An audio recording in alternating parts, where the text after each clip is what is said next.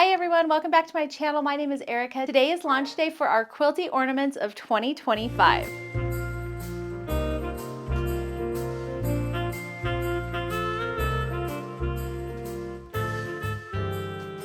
So every year I do a little ornament series. Usually they come in quilt version and cross stitch version. I'm going to do the cross stitch in the next video because in each of these videos this year I'm showing you how to finish them right in the launch video. That way you don't have to wait. And before we get started, I just wanted to point out my cute little Noel sweatshirt here.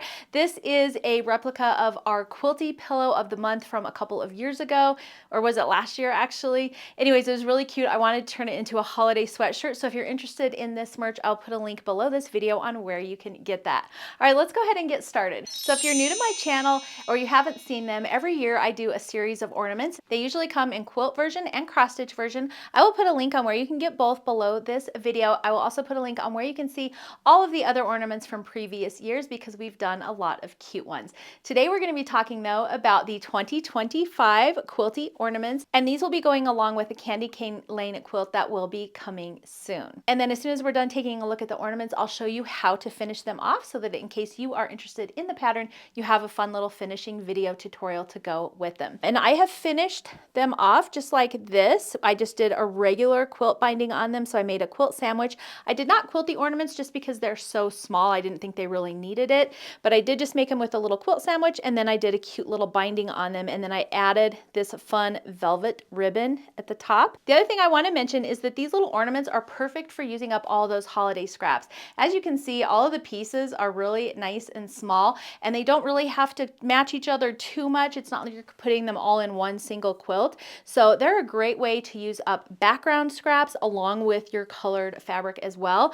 And then they only finish at 3.5 by 3.5, so you can even use your scraps for the backing. And in a lot of cases, I actually dug in my scrap bin for the binding as well because they're just a short little piece of binding. These are actually really fast to make because they're so small.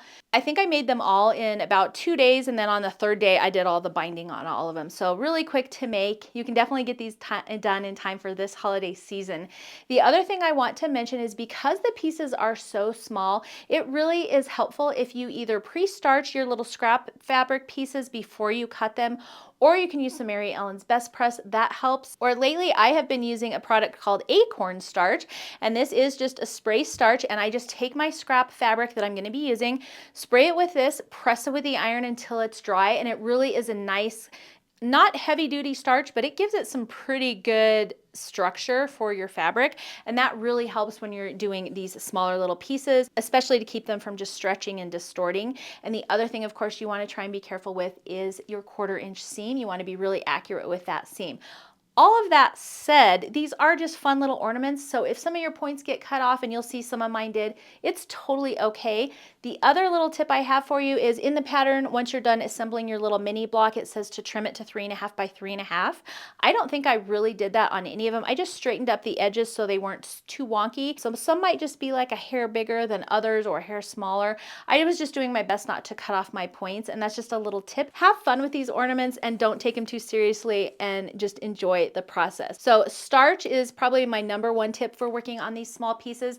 The second tip I have for you is to reduce your stitch length. So normally I sew my quilts at like a 2.0. I think for these I reduced it to about a 1.5, maybe even just slightly less, just so that your stitches are a little closer together, and when you're trimming these tiny little pieces, your edges don't pop. So just a little hint there. And then tip #3 is, but once I was done making each of my little blocks, I just ran a running stitch right around the outside edge, about 1/8 of an inch in, and that just helps keep all of those little edges together, just because some of them have a lot of seams at the ends, and that just helps keep everything together before you get them sewn into the ornaments. And also I've actually been doing that to my quilts, my pillows, my table runners, just because it really helps keep your block together until you can get to the quilting and, you know, get it all finished. And even when I put it on, like say my long arm to quilt it, it helps keep all those edges nice and straight while I'm long arming. So it's just kind of a new little thing I started doing probably just this last year or so. I really like it, and I definitely used that technique on these little ornaments.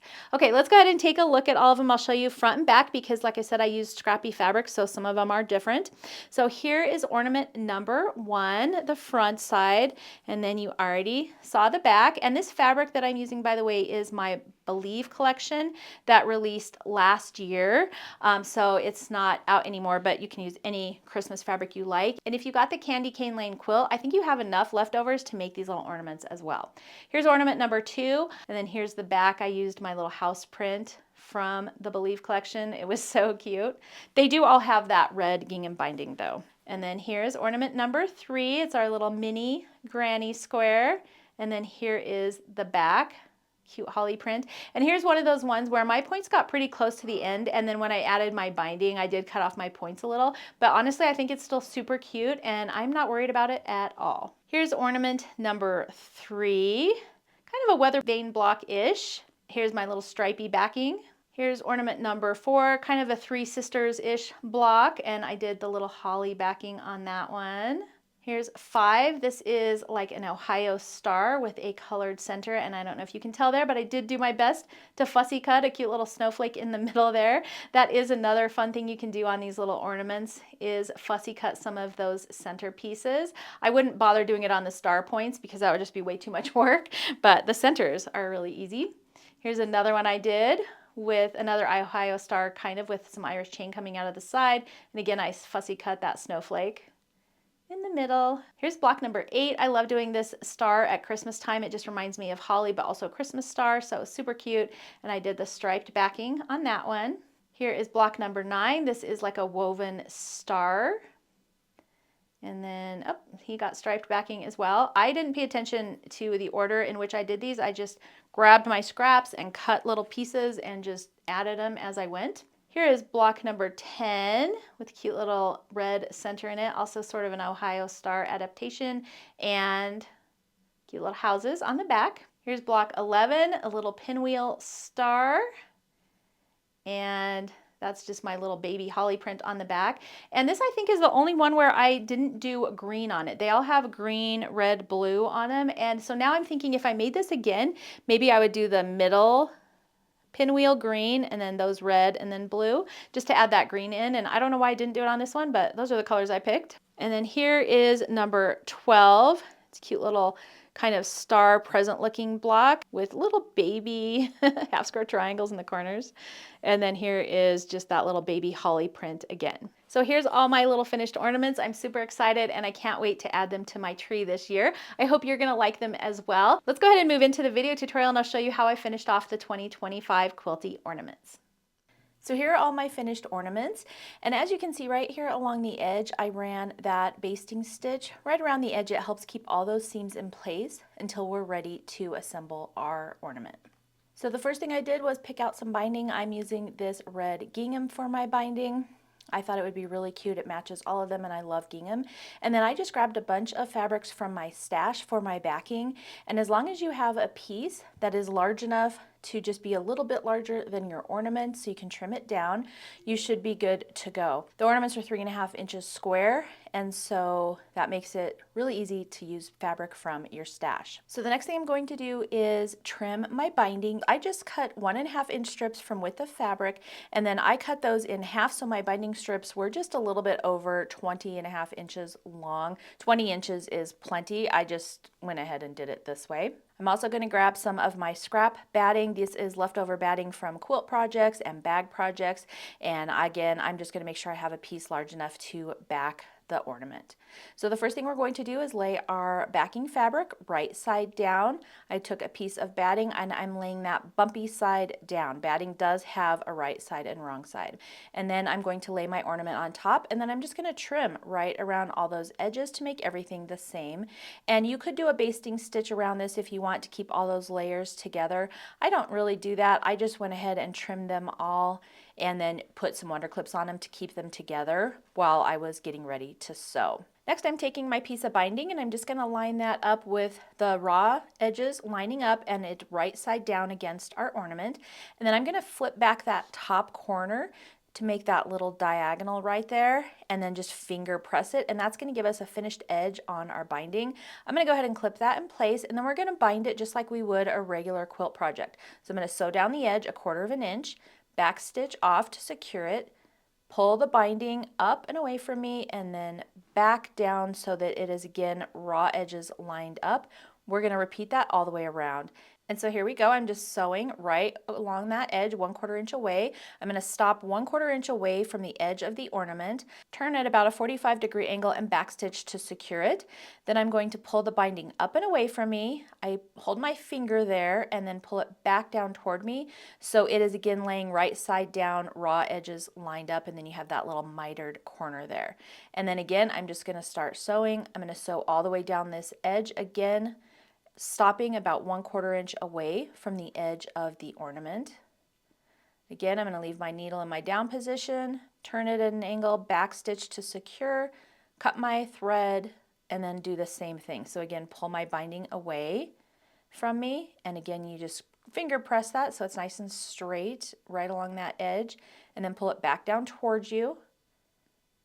And just line up that raw edge and continue on. And that's how we're going to do every corner for this first round of binding. And I do like to add my binding to the right side of my ornament. Some people like to do it the opposite way, where they add the first round to the back side and then pull it around to the front. I prefer this method, and for these ornaments I think it works better as well, because we are going to be adding our hanger into our binding. So now that we're back around to where we started, I'm going to make that top corner there the same. But then now the only difference is when I'm sewing my strip on, you can see that folded edge. I'm going to sew down so that I go past that folded edge, so that when we flip this binding around to the other side, that folded edge now becomes our finished edge for where our binding would normally join. This is a really easy way to do it when you're using smaller projects like that. So I've trimmed off any excess binding fabric that we have there, and then I'm just going to be folding it around the back. And as you can see now, that mitered edge covers up our second layer where it would be joining, and so now we have a nice finished edge right there. We're going to fold that binding in so that it meets the raw edge of the ornament, and then fold it over to the back side, and then I'm going to clip it in place, and I'm going to repeat that on all 4 sides. So again, we're just going to fold that binding in towards the raw edge. I give it a little finger press and then fold it around to the back, and again clip that in place. And I'm just going to keep doing that all the way around. And when I'm sewing these, I actually will prepare all of the ornaments at once like this, and then I'll take them over to my sewing machine and then sew them all at one time as well. I find batch working these ornaments really helps speed up the process. Now you'll notice here that my edge of my binding, I just want to make sure that that top layer is nice and secure underneath there, and I'm getting that, so when I sew it in, it looks really nice and neat. Now to do your corners, you're just going to press in one side and then press the other side down, and that's going to really create a nice mitered corner there. And what you're looking for is that where those 2 corners just meet perfectly. Again, these are ornaments, so if they don't meet perfectly, that's okay, but you can adjust it just a little bit by folding a little bit more or less until you get those corners to line up. And we're just going to repeat that on all 4 corners. All right, and here we are, and we're ready to add our little hanger. So we're going to take about a 12-inch piece of ribbon, fold it in half, and then we're going to add that right into our binding to make our lives a little bit easier. So I am just tucking that raw edge right up into that binding, and then I do like to fold it back up and away from the ornament. That way it keeps the hanger facing the right direction for where your ornament is hanging, and then you can just sew right along there. And then you just have a nice loop for your hanger. I actually am going to do mine backwards. I would like to have a little tie at the top of my ornament. So instead of placing the raw edges in my binding, I'm going to place the folded edge into my binding, and that'll leave 2 loose little strips that I can tie when I'm done. So I just place that folded edge in. Same thing, just flip it up and away from my ornament. I'm going to pin it in place, and then we're just going to sew right along that binding edge using a 1/8 inch seam, making sure you get that hanger in your seam. So I'm just going to start out here back stitching. I like to sew this on with the back side facing up, that way I can see what I'm doing. I know a lot of people do it the other way. I have a really hard time catching my binding when I sew it from the front back down, but I'm just going to sew right along that edge, just as close to the edge of the binding as I can. I take one little bite out of that right edge binding, lift my presser foot, pivot my ornament, and then just keep sewing. And I just do that all the way around, super fast and easy. Now I added my hanger to the middle of my ornament like you see here, but you could always add that to the corner if you would like your ornaments to hang on point. And I'm just going to clip off my string. And then I just overlap my initial stitches by just about 1/4 of an inch back stitch to secure. And here we have our cute little finished ornament. It looks adorable on the back and on the front. And then the only thing left to do is to tie our ribbon in a knot, and I just wrap both around my fingers and just tie them in a regular knot. I think that gives a little bit of a decorative touch on the top of the ornament. And that's it, guys. We just need to finish all of our ornaments off. If you're sewing along with us, don't forget to post your pictures in our Sew With Me group on Facebook. I love seeing all of the things you're making. All right, guys, that's it for this year's Quilty Ornaments. I will put a link on where you can get the pattern below for them. And don't forget to join me in our Sew With Me group on Facebook. You can post your in progress and finished pics there, and you can see what everyone else is working on as well.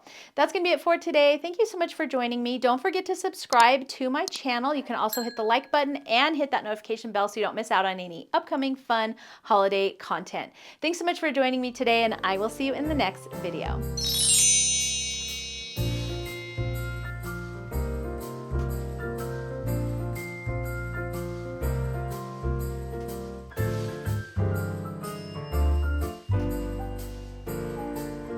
Hi and welcome back to my channel. My name is Erica. Today is launch date. And if you got the Candy Cane Lane every year I do a ornament series. It's gonna come in, hold on, pause.